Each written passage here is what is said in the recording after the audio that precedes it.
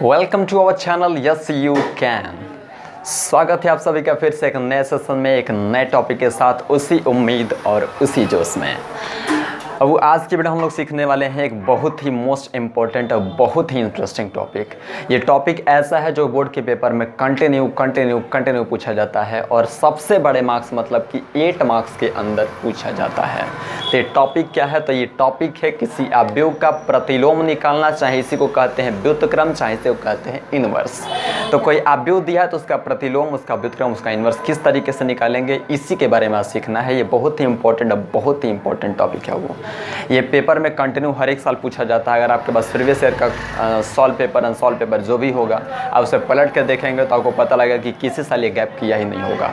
और सबसे बड़ी बात कि 8 मार्क्स के अंदर आता है, सबसे बड़े मार्क्स के अंदर आता है। वो तो सबसे पहले आज सीखा जाए, सबसे पहले स्टार्ट किया जाए ये चीज़ कि अगर कोई अवयव दे दिया है, बोला कि इसका व्युत्क्रम निकालिए, तो आपको सबसे पहले जानना है कि व्युत्क्रम निकालना पॉसिबल है या व्युत्क्रम निकालना पॉसिबल नहीं है। तो सबसे पहले जाना जाए कि कोई अवयव अगर दिया है तो इसका व्युत्क्रम किन कंडीशंस में निकाले जा सकते हैं और किन कंडीशंस में नहीं निकाला जा सकता है। ओके, तो आइए जुड़ जाते हैं। देखिए बाबू, चलिए जैसे कोई एक मैट्रिक्स आपको दे दो, ये कोई मैट्रिक्स अगर आपको दिया, कहता है कि इस मैट्रिक्स का जो है आप व्युत्क्रम निकालिए, प्रतिलोम निकालिए, चाहे इसका इनवर्स निकालिए। तो ये क्या निकालना पॉसिबल है या नहीं है, सबसे पहले आपको तो ये जानना पड़ेगा। ठीक है, पहले जानिए कि किन कंडीशंस में निकाला जा सकता है, किन कंडीशन में निकाला नहीं जा सकता है, सबसे ज़रूरी बात। देखिए वो तो कोई भी मैट्रिक्स अगर आपको दिया है, कहा कि बताइए इसका इनवर्स निकालिए। इनवर्स मतलब इसका कह दिया कि a के पावर -1 यानी कि a इनवर्स पता करिए। इसका जो है इस अवयव का प्रतिलोम निकालिए, इस अवयव का व्युत्क्रम निकालिए, इस अवयव का इनवर्स निकालिए, कह दिया कि निकालिए। तो ये क्या पॉसिबल है या नहीं है, कैसे पता लगेगा? ये बाबू कैसे पता लगेगा, ध्यान से देखिए। करना कुछ नहीं है, इस अवयव का, दिए हुए अवयव का, जो भी अवयव आपको दिया होगा उस अवयव का आप क्या करिए कि सारणिक मान निकाल दीजिए। वो अवयव का सारणिक मान निकाल दीजिएगा। तो अवयव का अगर आप सारणिक मान निकाल देंगे, सारणिक का पढ़ क्या है वो अच्छे से आप समझ रहे होंगे, सारणिक मान निकाल देना है। तो अवयव का, पूरे अवयव का सारणिक मान निकाल दीजिए। उस अवयव का सारणिक मान निकाल दीजिए। अगर ये सारणिक मान 0 के इक्वल नहीं आएगा, देखिए सारणिक मान निकालिए और सारणिक मान 0 के इक्वल नहीं आया, इज़ नॉट इक्वल टू 0, तो ऐसे कंडीशन में जो है प्रतिलोम निकाला जा सकता है, यानी कि इनवर्स निकाला जा सकता है, यानी कि व्युत्क्रम निकाला जा सकता है। ये तो ऐसे कंडीशंस में निकाले जा सकते हैं। यानी कि एक बात समझ में आया कि कब निकाला जा सकता है, तो जब सारणिक मान, जब अवयव का सारणिक मान अगर इज़ नॉट इक्वल टू 0 होता है तो प्रतिलोम व्युत्क्रम चाहे इनवर्स कहिए तो निकाला जा सकता है। ओके, चलिए तो देखिए ये था कंडीशंस कि कब निकाला जा सकता है, कब नहीं निकाला सकता। देखिए वो कोई सारणिक, कोई अवयव का डिटरमिनेंट वैल्यू 0 के इक्वल नहीं अगर आ रहा है तो उसको क्या बोलते हैं? तो ये इसका आपको डेफिनेशन सिखाया गया है, ऐसा थोड़ा याद करिएगा। ये अवयव है, इस अवयव का सारणिक मान निकालने 0 के इक्वल नहीं आया है तो इस अवयव को बोला जाएगा, इस अवयव को बोला जाएगा व्युत्क्रमणीय अवयव। कौन सा? तो व्युत्क्रमणीय, याद करिएगा, ये बताया जा चुका है, व्युत्क्रमणीय अवयव। ठीक है, तो इसको बोला जाएगा व्युत्क्रमणीय अवयव। ये होता है ऐसा अवयव जो व्युत्क्रमणीय हो। ऐसे भी कह सकते हैं कि ऐसा अवयव जो व्युत्क्रमणीय हो तो उसका व्युत्क्रम निकालना पॉसिबल है। तो ऐसा अवयव जो व्युत्क्रमणीय हो यानी कि नॉन सिंगुलर मैट्रिक्स हो तो उसका व्युत्क्रम निकालना पॉसिबल है। ठीक है, यानी कि ऐसा, देखिए 2 तरीके से कह सकते हैं कि ऐसा अवयव जो व्युत्क्रमणीय है तो उसका व्युत्क्रम निकाला जा सकता है, चाहे ऐसा भी जिसका सारणिक मान 0 के इक्वल नहीं है तो उसका व्युत्क्रम निकाला जा सकता है। बात दोनों एक ही है। तो दिमाग में बस एक आसान सा बात सेट करिए कि अगर किसी अवयव का सारणिक मान 0 के इक्वल नहीं आ रहा है तो प्रतिलोम निकाला जा सकता है। क्या क्या स्टेप्स होंगे हम बताएंगे, पहले आप ये समझिए ध्यान से। चलिए, अगर मान के चलिए कि कोई अवयव दिया है, कहा कि इसका इनवर्स निकालिए, कहा कि इसका इनवर्स निकालिए, अवयव का इनवर्स प्रतिलोम कह दिया कि निकालिए। ये प्रतिलोम निकालिए कह दिया तो निकलेगा नहीं निकलेगा, तो इसके लिए सारणिक मान निकालिए। सारणिक मान निकाले, दिख रहा है कि मान लीजिए 0, सारणिक मान आ गया 0, सारणिक मान निकाले और आ गया 0। कोई अवयव दिया, कहा कि इसका प्रतिलोम निकालिए, व्युत्क्रम निकालिए, इनवर्स निकालिए। अब जब इसका सारणिक मान निकाले तो ये आ गया इस बार 0। ये होता अगर सारणिक मान 0 आ जाता है तो ऐसे कंडीशन में प्रतिलोम व्युत्क्रम इनवर्स निकालना पॉसिबल नहीं है। ठीक है। तो ऐसे कंडीशन में प्रतिलोम निकालना पॉसिबल नहीं है। तो इस कंडीशन में प्रतिलोम नहीं निकाला जा सकता है, व्युत्क्रम नहीं निकाला जा सकता है, इनवर्स नहीं निकाला जा सकता है। तो ये होता है कंडीशन नहीं निकाले जाने का, और ये कंडीशन है निकाले जाने का। यानी कि साढ़े मान अगर 0 के इक्वल नहीं आता है तब निकाला जा सकता है, साढ़े मान अगर 0 के इक्वल आता है तो निकाला नहीं जा सकता है। तो ये था कंडीशन कि कब किसी अवयव का प्रतिलोम निकाला जा सकता है और कब किसी अवयव का प्रतिलोम नहीं निकाला जा सकता है। देखिए इस अवयव का साढ़े मान 0 आ जा रहा है, इसका मतलब ये अवयव कौन सा अवयव कहलाएगा? तो ये अवयव कहलाएगा अव्युत्क्रमणीय। क्या कहलाएगा? अव्युत्क्रमणीय। ठीक है, अव्युत्क्रमणीय।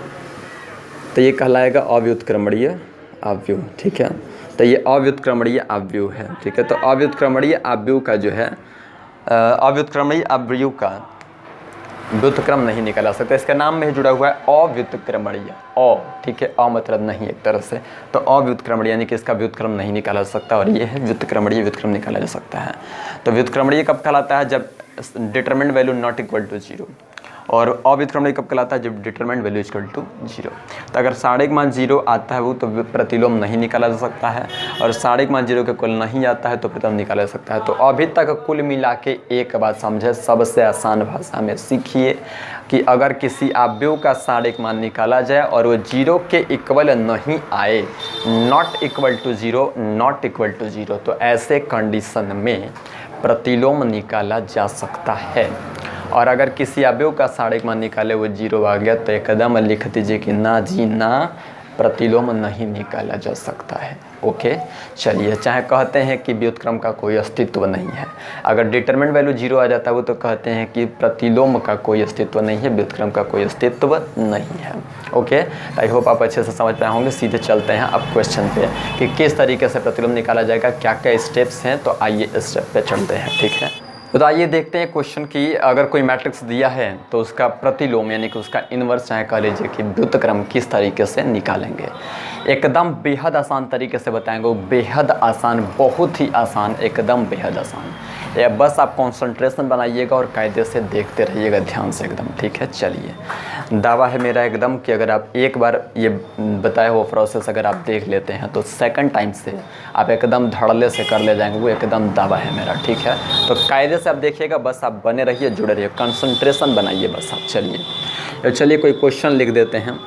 कोई क्वेश्चन ऐसा लिख दिया कि a इज़ इक्वल टू, कोई क्वेश्चन लिख देते हैं। चलिए, तो कोई क्वेश्चन लिख देते हैं a इज़ इक्वल टू 1 1 1 3 4 3 3 3 4। तो ऐसे कोई मैट्रिक्स यानी कि ऐसे कोई अवयव आपको लिख दिया गया है। तो ऐसे कोई अवयव लिख दिया गया, कहा गया कि इसका जो है प्रतिलोम निकालिए, इसका जो है व्युत्क्रम निकालिए, चाहे इसका जो इन्वर्स निकालिए, बात एक ही है। ठीक है, तो इस अवयव का प्रतिलोम व्युत्क्रम जो भी कह लीजिए आपको कह दिया कि निकालिए। ठीक है, तो प्रतिलोम व्युत्क्रम इन्वर्स जो भी है कह दिया कि निकालिए। ठीक है, ये वो थोड़ा लंबा होता है, ध्यान से सुन लीजिए। पहले लंबा होता है लेकिन 8 मार्क्स के अंदर आता है तो इतनी चुकी तो होगा नहीं। ठीक है, तो थोड़ा लंबा होता है लेकिन बहुत ही आसान तरीके से, बेहद आसान तरीके से बताएंगे। बहुत देर से कोशिश कर रहे हैं कि आप तक बात मेरी पहुंच जाए और बहुत आसानी से आप सीख जाएं। ठीक है, तो चलिए स्टार्ट करते हैं। सबसे पहले स्टेप क्या है, वो कह दिया, ये अवयव दे के कह दिया कि इस अवयव का जो है प्रतिलोम निकालिए, इन्वर्स निकालिए, यानी कि ए इन्वर्स निकालिए। कह दिया कि ए इन्वर्स निकालिए। चलिए, तो सबसे पहला स्टेप क्या है, वो सबसे पहला स्टेप क्या करेंगे सुनिए। सबसे पहला स्टेप ये है कि तुरंत इस अवयव का सारणिक मान निकालिए, क्योंकि आपको बताया जा चुका है कि सारणिक मान निकालेंगे, पता करेंगे। पहले उससे पता ये लगता है कि इसका प्रतिलोम निकालना पॉसिबल है या नहीं है। तो सबसे पहले आप सारणिक मान निकालें। अगर सारणिक मान 0 के इक्वल नहीं आएगा तो स्टेप आगे बढ़ाइएगा। अगर सारणिक मान 0 आ गया तो बोल के छोड़ देंगे, प्रतिलोम निकालना पॉसिबल नहीं है, बातें खत्म। ठीक है, तो सबसे पहले सारणिक मान निकालना पड़ेगा। आ जाते हैं सारणिक मान पे। तो सबसे पहले सारणिक मान निकाला जाए। अवयव का सारणिक मान 1 1 1। तो अवयव का सारणिक मान निकाल देते हैं 3 4 3 3 3 4। चलिए देखिए, प्रसार करना आपको बहुत अच्छे से समझाया जा चुका है, हम फटाफट में कर देते हैं। देखिए, तो सबसे पहले प्रसार करते हैं। सबसे पहले पहला लिख लेते हैं, ये पहला प्लस साइन के साथ, दूसरा माइनस साइन के साथ, तीसरा प्लस साइन के साथ। तो सॉरी ये हाँ प्लस, ये माइनस और ये वाला प्लस। तो +1 नोट कर दिए, ऐसे एक साइड एक छोड़ दिया जाता है। फिर माइनस में 3 नोट कर लिए, ऐसे एक साइड एक छोड़ दिया जाता है। फिर प्लस में ये 3 नोट कर दिए, ऐसे साइड एक छोड़ दिया जाता है। ठीक है, तो ये चीज़ है। ये भैया आपको बहुत पहले बताया जा चुका है, थोड़ा सा एक बार फिर से हम आपको रिपीट कर देते हैं। सारणिक का फर्स्ट वीडियो में ये बताया गया था प्रसार कैसे किया जाता है। तो सबसे पहले बताया गया, तो सॉरी, कि पहला जो है प्लस साइन के साथ दिया जाता है, दूसरा माइनस, तीसरा प्लस, ऐसे बताया गया था। सुन लीजिए, पहले फिर से स्टार्ट करते हैं। तो पहला लिखा जा रहा है प्लस साइन के साथ, ये पहला 1 प्लस साइन के साथ लिख दिए और ऐसे एक साइड एक छोड़ दिया जाएगा। फिर दूसरा लिखा जाएगा माइनस साइन के साथ, ऐसे एक साइड एक छोड़ दिया जाएगा। फिर तीसरा लिखा जाएगा प्लस साइन के साथ, ऐसे एक साइड एक छोड़ दिया जाएगा। चलिए, अब इन साइड एक्स में भरना क्या होता है, तो साइड एक्स में सब भरा क्या जाएगा समझिएगा। तो जब 1 की बारी है, वो किसकी बारी है, 1 की बारी है। ठीक है, तो जब 1 की बारी है, 1 की बारी है, तो 1 का रो और कॉलम क्लोज कर दीजिएगा। तो 1 का रो और 1 का कॉलम क्लोज कर दीजिएगा, तो आपको 4 नंबर दिखेगा, 4 3 4 3 4। तो 4 3 3 4 ये आपको बहुत कायदे से बताया गया है। ठीक है, तो 4 3 3 4। ऐसे ही 3 की बारी होगी, 3 की बारी है, तो 3 इस 3। तो 3 किस रो में है, तो 3 जो है पहले रो में है, तो पहला रो क्लोज कर दिया, दूसरा कॉलम क्लोज कर दिया, तो 1 1 3 4। तो 1 1 3 4। और फिर आखिरी 3 की बारी है, तो इसके लिए ये रो और ये कॉलम क्लोज कर देंगे। मैंने जिस रो में होता है वो रो और जिस कॉलम होता है कॉलम क्लोज कर दीजिए। तो 1 1 4 3 1 1 4 3। अब यहाँ से कैलकुलेट कर लीजिएगा, वो तो हो जाएगा 1 और ये कितना हो जाएगा, 4 4 जा 16। तो 4 4 जा 16 माइनस 3 3 जा 9। और ये कैसे हो जाएगा, तो 1 4 जा 4 और 1 3 जा 3। और ये आगे बढ़ जाते हैं, यहाँ से अब आगे बढ़ जाते हैं।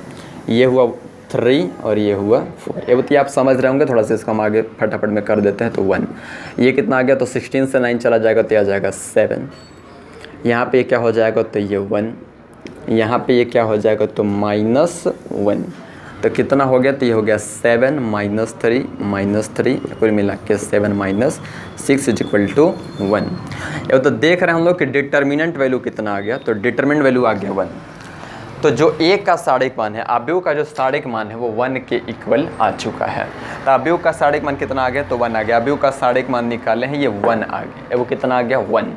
तो 1 मतलब नॉट इक्वल टू 0। तो डिटरमिनेंट वैल्यू देख रहे हैं कि नॉट इक्वल टू 0, यानी कि डिटरमिनेंट वैल्यू क्या है कि determinant value is not equal to 0। अतः क्या है कि अतः इन्वर्स निकालना, अतः ए इन्वर्स। ठीक है, अतः ए इन्वर्स निकालना, ठीक है, या ए इन्वर्स ज्ञात किया जा सकता है। तो ये पता लगा कि इन्वर्स ज्ञात किया जा सकता है। ठीक है, वो डिटरमिनेंट वैल्यू 0 के इक्वल नहीं आ रहा है। बात समझिए, अभी आपको बताया गया था कि डिटरमिनेंट वैल्यू 0 के इक्वल नहीं आ रहा है। डिटरमिनेंट वैल्यू 0 के इक्वल नहीं आ रहा है, मतलब ये कैसा अवयव हो, तो ये अवयव हुआ व्युत्क्रमणीय अवयव। तो ऐसा आ रहा है इज नॉट इक्वल टू 0, तो इस वजह से व्युत्क्रम निकाला जा सकता है।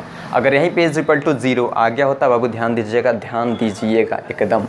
अगर यहीं पर डिटरमिनेंट वैल्यू निकालते हैं फट से कितना आ गया होता है, 0 आ गया होता है। यहाँ पे 1 नहीं आके 0 आ गया होता है, तो बोलते हैं कि इन्वर्स निकालना पॉसिबल नहीं है, ना जी ना नहीं निकलेगा। ओके, तो बोल के आगे बढ़ जाते, बातें ख़त्म। यहीं पे बोल देते कि नहीं निकाला जा सकता है, अस्तित्व नहीं है, बात ख़त्म। लेकिन इज नॉट इक्वल टू 0 आ गया, तो इसका मतलब निकाला जा सकता है। तो अब अगला स्टेप क्या होगा, ध्यान से सुनिए। अगला स्टेप क्या है, एक और अब स्टेप लेते हैं सेकंड, देखिएगा। तब अगला स्टेप क्या है, अगले स्टेप पे आते हैं। अगला स्टेप क्या है, ध्यान से सुनिए।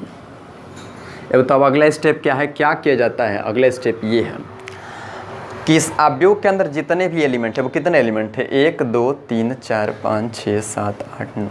इस अवयव के अंदर जितने भी एलिमेंट हैं, वो जितने भी एलिमेंट हैं उनका क्या किया जाएगा, सभी के सभी एलिमेंट का किया जाएगा सहगुणनखंड, माने कोफैक्टर या सहखंड। तो सभी के सभी एलिमेंट का किया जाएगा सहगुणनखंड, कोफैक्टर करना पड़ेगा। 1 2 3 4 5 6 7 8 9, 9 के 9 एलिमेंट का करेंगे सहगुणनखंड कोफैक्टर। ध्यान से सुनिएगा, ध्यान से सुनिएगा, एकदम बहुत ही इत्मीनान से बता रहे हैं और बहुत ही साफ तरीके से, बहुत ही आसान तरीके से, ध्यान से सुनिएगा। तो 9 के 9 एलिमेंट का आपको करना पड़ेगा सहगुणनखंड। सहगुणनखंड कोफैक्टर करना आपको सिखाया गया है। चलिए जुड़ जाते हैं, आइए इधर। तो यहाँ पे हम थोड़ा सा मैट्रिक्स फिर से लिख लेते हैं, आपको थोड़ा सा ईजी होगा इधर देखने में। तो 1 1 1 3 4 3 3 3 4। तो इस अवयव के सभी एलिमेंट का क्या करना है कि सभी एलिमेंट का बारी बारी से आपको क्या करना है कि जितने भी एलिमेंट लिखे गए हैं सभी एलिमेंट का बारी बारी से सहगुणनखंड निकालना है, कोफैक्टर करना है। ठीक है, यानी कि चलिए तो सबसे पहले देखते हैं एलिमेंट कौन कौन से हैं इसमें। तो सबसे पहले है ये एलिमेंट 1। तो इस एलिमेंट 1 को पहले बोलेंगे, थोड़ा कायदे से समझ लीजिए। वो देखिए इस एलिमेंट 1 को क्या बोलेंगे, ये कौन सा एलिमेंट है थोड़ा समझ लीजिए, फिर से क्लियर कर देते हैं। अब ये बताइए 1 किस रो में है, तो 1 दिख रहा है कि पहले रो में है। 1 किस कॉलम में है, तो पहले कॉलम में है। तो 1 किस रो में है, पहले रो में, और 1 किस कॉलम में है, तो पहले कॉलम में। तो इसको लिखेंगे A11, पहले रो लिखा जाएगा फिर लिखा जाएगा कॉलम। ठीक है, तो ये A11 है, ये एलिमेंट हुआ 1 जो कि A11 है, यानी कि पहले रो और पहले कॉलम का एलिमेंट है। तो इसका सहगुणनखंड करेंगे, अब इसका सहगुणनखंड करेंगे। चलिए फिर से ये जो है 3, ये 3 को कैसे लिखा जाता है, तो 3 किस रो में है, 3 किस रो में है, तो 3 जो है पहले रो में है तो लिख दिए 1, किस कॉलम में है तो दूसरे कॉलम में है तो लिख दिए 2। तो इस तरीके से रिप्रेजेंट किया जाता है। तो 3 को ऐसा लिखा जाएगा। ऐसे ही अगले वाले 3 को क्या लिखा जाएगा, तो अगले वाले 3 को लिखा जाएगा A किस रो में है, तो फर्स्ट रो में, किस कॉलम है तो थर्ड कॉलम में। तो ऐसे मैंने पहले रो लिख देना है फिर कॉलम लिख देना है कि रो कौन सा रो है और कौन सा कॉलम है। तो बोलेंगे कि 3 जो है पहले रो और तीसरे कॉलम का एलिमेंट है। ओके, ऐसे करना है।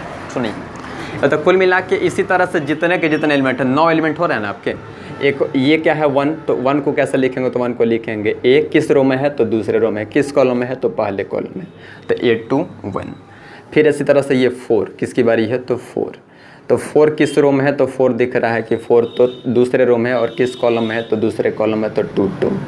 फिर अगला दिख रहा है ये 3, तो ये 3 को कैसे लिखा जाएगा, तो 3 को लिखा जाएगा A किस रो में है तो दूसरे रो में, और किस कॉलम में है तो तीसरे कॉलम में। ऐसे इसी तरह से देख लिया जाए तो ये 1। ठीक है, अब तो ये 1 किस रो में है, तो 1 जो है तीसरे रो में है, और किस कॉलम में तो पहले कॉलम में है। फिर से उसका आगे वाला ये 3, अब तो 3 किस रो में है, तो 3 दिख रहा है कि 3 तो तीसरे रो में है, किस कॉलम में तो दूसरे कॉलम में है। उसके बाद से एक बच्चे के आखिरी 4, ये आखिरी 4, तो 4 किस रो में है, तो 4 तीसरे रो में है, किस कॉलम में है तो तीसरे कॉलम में है। अब तो इन एलिमेंट्स को इस तरीके से रिप्रेजेंट किया जाता है।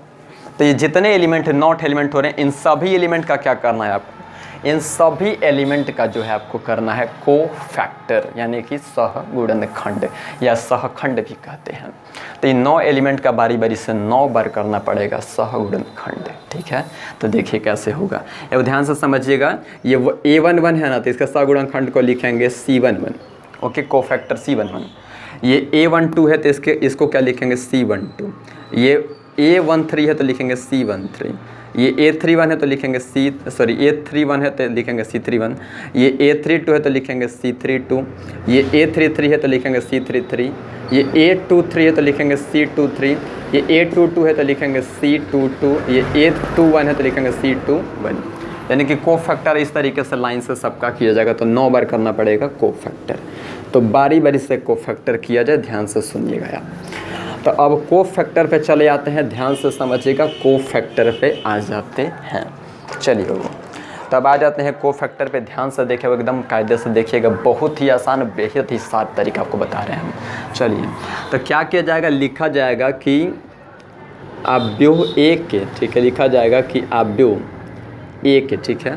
तो अवयव A के सभी अवयवों, अवयव A के सभी अवयवों, ठीक है, अवयवों। तो अवयव A के सभी अवयवों का क्या करने पर, सभी अवयवों का सहगुणनखंड, वो क्या करना है, तो सहगुणनखंड करने पर, थोड़ा इधर से हम लिख देते हैं, अवयव का क्या करना है, तो अवयव का सहगुणनखंड करने पर, वो क्या करना है, तो सहगुणनखंड यानी कि कोफैक्टर का कोफैक्टर करने पर, अब सहगुणनखंड करने पर, कोफैक्टर करने पर। तो सहगुणनखंड करने पर माने कोफैक्टर करने पर। तो अवयव के सभी अवयव का, अवयव A के सभी अवयव का यानी कि 9 के 9 एलिमेंट का सहगुणनखंड माने कोफैक्टर करने पर। तो देखिए बारी बारी से किया जाएगा। सबसे पहले किसकी बारी है, C11।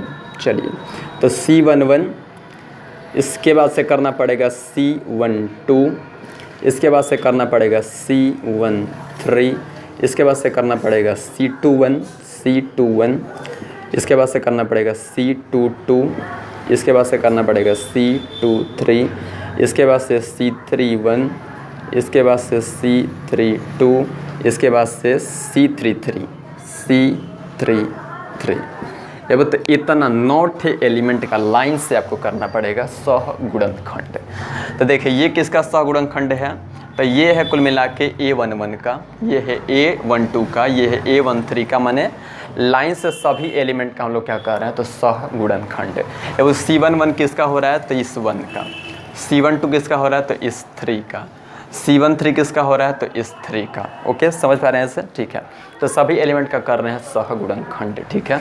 चलिए, तो सभी एलिमेंट का सहगुणनखंड बारी बारी से समझ, देखिए ऐसे होगा, ये पहला, दूसरा, तीसरा, चौथा, पाँचवा, छठवा, सातवां, आठवां, नौवां, इस तरह से करके लाइन से सबका होगा। तो ये पहला, दूसरा, तीसरा, चौथा, पाँचवा, छठवा, सातवां, आठवां, नौवां। तो ये देखिए ये किसका करेंगे तो 1 का, इस वाले 1 का, ये किसका है तो 3 का, इस वाले 3 का, ये किसका है तो इस 3 का, ठीक है। तो ऐसे ही लाइन से इन सब का क्या करेंगे तो सहगुणनखंड करेंगे, ठीक है। चलिए, तो सहगुणनखंड अब हो रहा है, तो ये 9 सहगुणनखंड करना पड़ेगा। थोड़ा सा इसको हम मिटा के एक बार अच्छे से लिख लेते हैं। तो सहगुणनखंड करना है तो क्या क्या स्टेप देना पड़ेगा, ध्यान से सुनिएगा। वो 3 4 3 3 3 4। अब बहुत ही इत्मीनान से, बहुत ही कायदे से सुनिएगा, ध्यान से देखिए।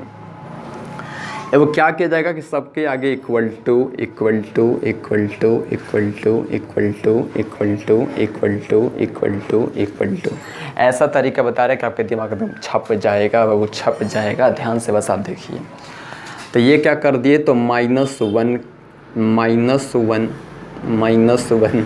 ये वो कितना इजी लग रहा है, देखिए ध्यान से सुनिए। सबके equal to equal to equal to -1 -1 करते जा रहे हैं, सुनिए।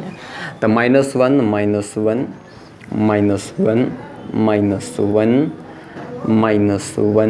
-1 -1 ऐसे करके। तो इस तरीके से -1 लिखते चले गए। अब क्या करना है तो देखिए ये C11 लिखा है ना, ये वो C11 लिखा है। इसको 11 नहीं पढ़ते हैं, C11 पढ़ेंगे। इसको 12 नहीं पढ़ेंगे, C12 पढ़ेंगे। ओके, तो C11 लिखा है ना, C11 लिखा है तो क्या करिएगा कि -1 के पावर, देखिए -1 के पावर क्या लिखा जाएगा तो इन दोनों को जोड़ के लिखा जाएगा। कितना लिखा है 1 1, तो लिख देंगे 1 1 मिला के कितना 2। समझिए ध्यान से, थोड़ा देखिए फिर से 1 + 1, समझ पा रहे हैं ऐसे 1 + 1, इन दोनों को ऐड करके इसके पावर में लिख देना है। तो 1 + 1 कितना हो गया रहेगा यहाँ पे 2, यहाँ पे कितना है तो 1 2, तो 1 2 है तो कितना हो गया रहेगा यहाँ पे 3। चलिए यहाँ पे ये है 1 3, तो कितना हो गया रहेगा 4। ओके, तो ऐसे 4, ये है 3 2 1, तो ये हो गया रहेगा 3, ये है 2 2, तो ये हो गया रहेगा 4, ये है 2 3, तो हो गया रहेगा 5, ये है 3 1, तो हो गया रहेगा 4, ये है 3 2, तो हो गया रहेगा 5, ये 3 3, तो हो गया रहेगा 6। समझ पा रहे हैं ऐसे। चलिए, तो यहाँ तक लिख दिया इस तरह से। अब थोड़ा सा आगे बढ़ जाते हैं। देखिए अब कैसे कैसे करना है तो ध्यान से सुनिए। इसके आगे अब क्या करना है तो इसके आगे अब देखिए सब में एक ब्रैकेट, ऐसे इनटू में एक ब्रैकेट कर ले रहे हैं। अब इसे भरना क्या उसके बारे में ये समझना मेन है, सबसे बड़ी बात यहीं पे। अब ठीक है, तो इसके आगे एक ब्रैकेट ऐसे बना लेते हैं। इसमें भरेंगे क्या थोड़ा समझिएगा कायदे से। इसी में भरना सबसे मेन है, इसी में गलत होने का चांस सबसे ज़्यादा होता है। बहुत कायदे से ऐसे लिखा जाए, सुनिए। ये होता है इनटू में एक ब्रैकेट बनाकर छोड़ दिए। अब इसी में क्या भराएगा सबसे कायदे से सुनिए, एकदम ध्यान से समझिएगा, वो एकदम ध्यान से समझिएगा। देखिए किसकी बारी है, ये वो C11 माने किसका कर रहे हैं हम तो पहले रो देखिए जो स्टार्टिंग में है, वो जो स्टार्टिंग में है ये रो रिप्रेजेंट करेगा और जो पीछे है वो कॉलम रिप्रेजेंट करेगा। ठीक है, तो स्टार्टिंग वाला रो और पीछे वाला कॉलम रिप्रेजेंट करेगा। तो ये देखिए ये क्या है तो 1 1, यानी कि पहले रो और पहले कॉलम। पहले रो और पहले कॉलम मतलब इस एलिमेंट के बारे में बात हो रहा है, इस एलिमेंट के बारे में बात हो रहा है। पहले रो देख लीजिए, पहले रो और ये पहला कॉलम। तो ये C11 मतलब कि इस 1 का कोफैक्टर कर रहे हैं। तो जिसका कोफैक्टर कर रहे हैं उसका रो और कॉलम क्लोज कर दीजिएगा, उसका रो और कॉलम क्लोज कर लेना है। ध्यान से सुनिए, तो इसका रो क्लोज कर दिए, इसका कॉलम क्लोज कर दिए। तो कितने नंबर दिख रहे हैं आपको तो ये आपको कुल मिला के 4 नंबर दिखेंगे, 4 3 3 4 4 3 3 4 4 3 3 4। ध्यान से सुनिए, 4 3 3 4। तो ये 4 3 3 4 इस तरह से दिख रहा है 4 3 3 4। तो 4 4 जा कर देंगे 16, 4 4 जा 16, 3 3 जा 9। ध्यान से सुन लीजिए, ध्यान से सुनिए, 4 4 जा 16, 3 3 जा 9, तो ये 16 और ये वाला 9, तो ला के यहाँ पे लिख लीजिए, ये 16 और ये 9, बीच में माइनस साइन खुद से फिलअप कर देंगे, बीच में माइनस साइन खुद से भर लिया जाएगा। ओके, ध्यान से सुनिए। वो चलते हैं थोड़ा सा आगे। फिर अब किसकी बारी है, तो ये है 1 2, 1 2 मतलब पहले रो और दूसरे कॉलम, तो पहले रो और ये दूसरे कॉलम, मतलब कि ये वाला एलिमेंट हुआ 3, इसकी बात हो रही है, 3 की बात हो रही है, तो 3 की बात हो रही है, तो इसके लिए क्या करेंगे कि इसका रो और कॉलम क्लोज कर दिया जाएगा। तो इसका रो क्लोज कर दिए, रो क्लोज कर दिए, कॉलम क्लोज कर दिए, क्या दिख रहा है 1 1 3 4, 1 1 3 4 दिख रहा है ऐसे, तो 1 1 3 4 सुन लीजिए, देखिए ध्यान से, ये तो 1 1 3 4, तो 1 4 जा, देखिए ये 1 4 जा, तो 1 4 जा हो जाएगा 4 और 1 3 जा हो जाएगा 3, तो कुल मिला के आ जाएगा 4 -3। ओके, ऐसे। अब अगली बारी है किस चीज़ की, तो ऐसी बारी वैसे करते जाते हैं। अब बारी है इसकी, तो इसके लिए रो कॉलम क्लोज कर दिए, तो देखिए ऐसे क्लोज कर दिए, तो मल्टीप्लाई करेंगे 1 3 जा 3 और 1 4 जा 4, तो हो जाएगा 3 और -4, ये बीच में माइनस खुद से फिलअप करना है ऐसे। चलिए, तो 3 -4 हो गया ऐसे, डन। चलिए अब क्या करना है, तो सीधे अब आ जाते हैं, अब कहाँ पे, तो 2 1, ये क्या लिखा है, तो 2 1 C2 1, एवं दूसरे रो और पहले कॉलम, तो दूसरा रो मतलब ये, पहला कॉलम मतलब ये, किसकी बात हो रही है, तो बात हो रही है इस 1 की, ठीक है, तो 1 की बात हो रही है, तो 1 के लिए क्या करेंगे, तो इसका रो क्लोज कर देंगे, इसका कॉलम क्लोज कर देंगे, तो ये इसका कॉलम हुआ। चलिए, तो ये इसका कॉलम हुआ, कॉलम क्लोज कर दिए, और ये इसका रो हुआ, रो क्लोज कर दिया, तो क्या क्या दिख रहा है, 3 3 ऐसे, 3 3 3 4, 3 3 और 3 4, तो देखिएगा ऊपर से ऐसे क्रॉस करेंगे 3 का 4 में, तो 3 4 जा 12 और 3 3 जा 9, ऐसे करना। थोड़ा फिर से देख लीजिए, ध्यान से सुनिए, थोड़ा ध्यान से सुनिए, एकदम कायदे से समझिएगा, देखिए थोड़ा फिर से सुन लीजिए। तो देखिए इस 3 का करेंगे इस 4 में, तो 3 4 जा 12 और 3 3 जा 9, तो इस तरीके से करना है, तो ये 12 -9। ओके, चलिए इसके बाद अब किसकी बारी है, तो अब बारी है 2 2 2 2 मतलब दूसरे रो और दूसरे कॉलम, तो दूसरे रो दूसरे कॉलम मतलब मिलेगा क्या चीज़ है, 4, तो 4 के लिए रो कॉलम क्लोज करिएगा, तो 4 के लिए रो कॉलम क्लोज करिए, तो ये इसका रो क्लोज कर दिए, इसका कॉलम क्लोज कर दिए, दिख रहे हैं आपको 4 नंबर, तो 1 का सीधे होगा इस 4 में, देख लीजिए ध्यान से, देखिए 1 का 4 में, तो 1 4 जा 4 हो, और ये 1 का 3 में, तो 1 3 जा 3, ऊपर से नीचे, नीचे से ऊपर, तो 4 -3, 4 -3। ओके, 4 -3। इसी तरह सब करेंगे 2 3 का, किसका करेंगे 2 3, 2 3 मतलब दूसरे रो और तीसरे कॉलम, वो तो 2 3 इसका, ठीक है, तो इसके लिए रो कॉलम क्लोज कर देते हैं, रो और कॉलम क्लोज कर दिए, तो होगा देखिए 1 का 3 में 3 और 1 का 3 में 3, तो 3 3, तो 3 -3, तो 3 -3। ऐसे थोड़ा सा आगे बढ़ जाते हैं, देखिएगा आगे बढ़ जाते हैं, 3 1 पे आ गए, अब 3 1 पे आ गए, C3 1, तीसरे रो और पहले कॉलम, तीसरे रो पहले कॉलम मतलब ये, तो इसकी बारी है, तो इसका रो इसका कॉलम क्लोज कर दीजिएगा, तो रो क्लोज कर दिए, कॉलम क्लोज कर दिए, तो 3 3 जा 9 और 4 3 जा 12, तो हो जाएगा 9 -12। अब 3 2 पे आ जाते हैं, 3 2 का मतलब किस पे आ गए, तो 3 2 का मतलब इस 3 पे आ गए, तो इसका रो और कॉलम क्लोज कर देते हैं, तो रो क्लोज कर दिए, कॉलम क्लोज कर दिए, तो आ गया 1 1 3 3, तो 1 3 जा 3, 1 3 जा 3, तो कुल मिला के 3 -3। चलिए आखिरी बच गया लास्ट, तो ये 3 3 की बारी है, 3 3 की बारी मतलब कि एकदम ये वाला 4, ये 4, ठीक है, तो चलिए ये क्लोज कर देते हैं इस तरीके से, तो क्या हो जाएगा 1 4 जा 4, 1 3 जा 3, तो 4 -3, तो 4 -3। चलिए वो ठीक है, यहाँ तक आ गया। ओके, तो यहाँ तक कर लिए, वो जितना भी गलत होने का चांस है 99% चांस यहीं पे है। अगर आप इस चक्रव्यूह से पार पा गए तो समझिए कि आप कर ले गए, ठीक है।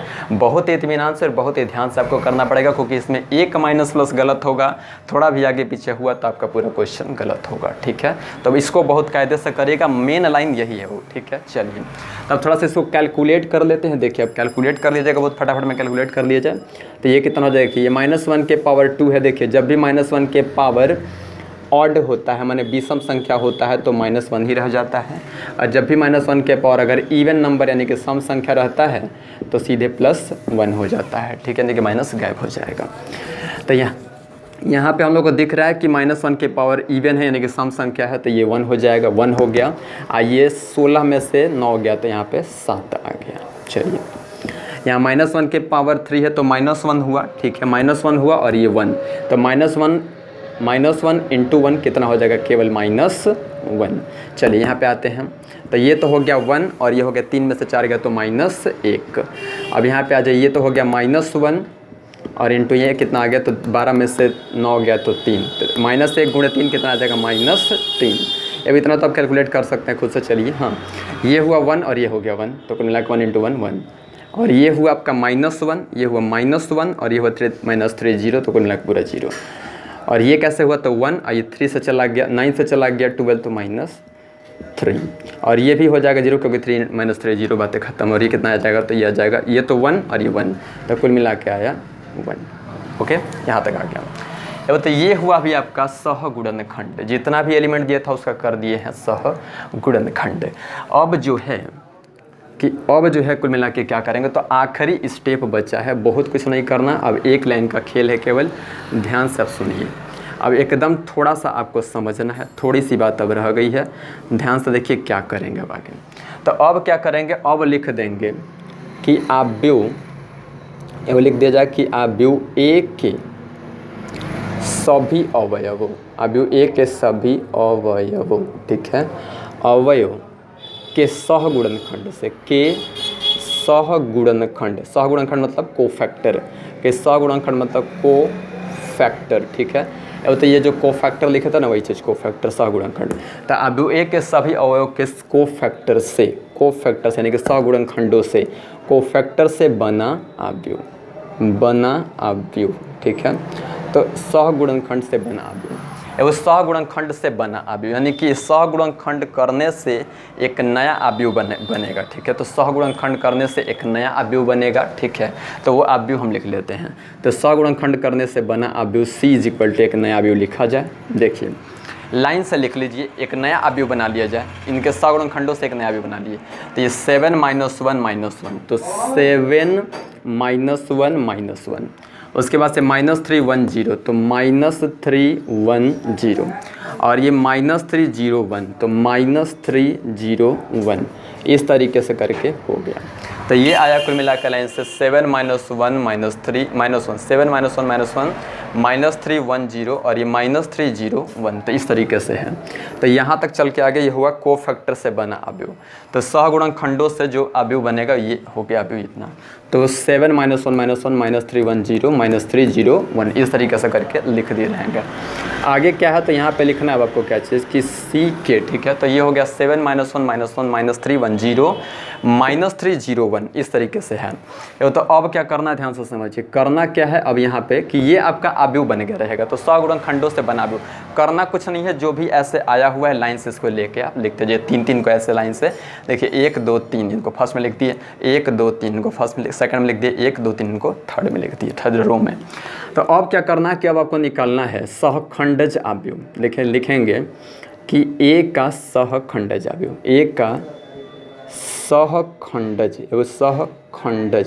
तो A का सहखंडज आव्यूह, तो A का सहखंडज, ठीक है। तो A का सहखंडज मतलब एडज्वाइंट, A के सहखंडज को बोलते हैं एडज्वाइंट, ADJ से लिखते हैं ऐसे, ADJ लिख देंगे, एडज्वाइंट ऑफ A, तो एडज्वाइंट ऑफ ए, ठीक है। तो एडज्वाइंट कहाँ से निकलेगा समझिएगा, थोड़ा ध्यान से देखिए। तो एडज्वाइंट कहाँ से निकलेगा, तो एडज्वाइंट ऑफ ए, तो निकालना है एडज्वाइंट, ठीक है। तो एडज्वाइंट कहाँ से निकलेगा समझिएगा, एडज्वाइंट के लिए क्या करना है, C का निकाल देना है परिवर्त, C' या C के पावर T, ट्रांसपोज कर देना है। ये जो आव्यूह बना है इसका ट्रांसपोज कर दीजिएगा, जो आव्यूह बना है इसका ट्रांसपोज अगर आप कर दीजिएगा तो यही कहलाता है एडज्वाइंट, यानी कि सहखंडज आव्यूह, इसको बोलते हैं सहखंडज, ठीक है। तो जो भी निकला हुआ है ये आपका आव्यूह जो अभी निकला है, इसका क्या करिए कि परिवर्त कर दीजिए, केवल परिवर्त। चलिए तो परिवर्त कर देते हैं, जो रो में इसको कॉलम में कन्वर्ट कर देंगे। तो 7 -1 -1, देखिए 7 - 1 -3 1 0, वो कर क्या रहे हैं कि -3 1 0 कर क्या रहे हैं कि जो कॉलम में उसको रो में कन्वर्ट करते जा रहे हैं। ओके, चलिए इसके बाद से क्या है, तो ये हुआ -3 0 1, इस तरीके से हो गया, इस तरीके से।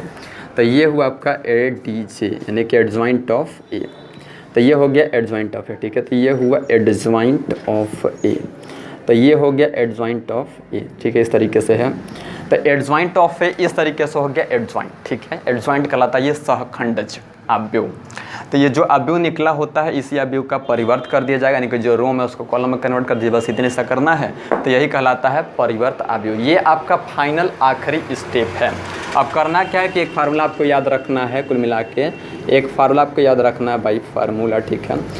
तो सीधे ये सूत्र लिख देते हैं। सूत्र क्या है, तो सूत्र A inverse is equal to होता है, A inverse is equal to एक सूत्र होता है एडजॉइंट। ए इनवर्स निकालने के लिए सूत्र क्या बना है, अगर ए इनवर्स आपको निकालना है तो एडजॉइंट लिख दीजिए, एडजॉइंट में साढ़े मान से भाग कर दीजिए, तो यही कहलाता है आपका ए इनवर्स।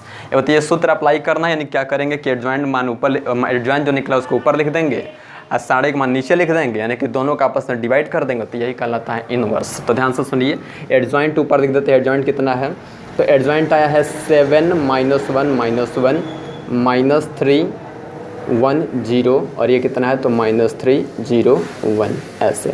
अब बट्टा में साढ़े मान कितना है, तो साढ़े मान आया था 1, कहाँ गया, साढ़े मान आया था 1 ऐसे करके, साढ़े मान वैसे 1 आया था, तो कोई नीचे 1 लिखने का कोई मतलब नहीं, लेकिन मान के चले कि नीचे साढ़े मान 6 आगे रहता है। तो इससे बट्टा में 6 लिखने से बढ़िया होता है कि अपान में 6 ना लिख के आप यहाँ लिख देंगे 1/6 ऐसे करके, ठीक है। यहाँ पे तो बाई 1 आया है तो कोई फर्क नहीं पड़ता है, बाई 1 लिखने का कोई मतलब नहीं है, लेकिन अगर 5 3 4 ऐसे कुछ आया रहता तब ऐसे आगे करके 1/6 1/2 इस तरह से लिख दिए होते, आपका ये हो जाएगा फाइनल आंसर। ओके, तो इस तरीके से ये हो गया आपका इनवर्स निकालना। थोड़ा सा लंबा है, वो लेंदी भी है, लेकिन एक चीज़ है कि बहुत सारे तरीके से बताने की कोशिश किए हैं। अगर आप कायदे से इसको एक बार देखेंगे, 2 बार देखेंगे, एक बार 2 बार चला करके अगर देखेंगे तो आपको एकदम समझ में आ जाएगा। बेहद आसान तरीके से बताने की कोशिश करें हैं और आपको बेहद आसानी से समझ में आ भी जाएगा, इतना हम कोशिश करें अपनी तरफ से, ठीक है। तो आज के लिए सिर्फ इतना ही, मिलते हैं फिर अगले वीडियो में, तब तक के लिए take care and bye bye. अच्छे से पढ़िए, मन लगा के पढ़िए और एकदम खुश रहिए। Be positive and be careful, बहुत ज़रूरी है। तो ही घर से बाहर निकलिए, और जब भी घर से बाहर निकलिए वो मास्क जरूर लगाइएगा। ओके, तो चलते हैं आज इतना ही।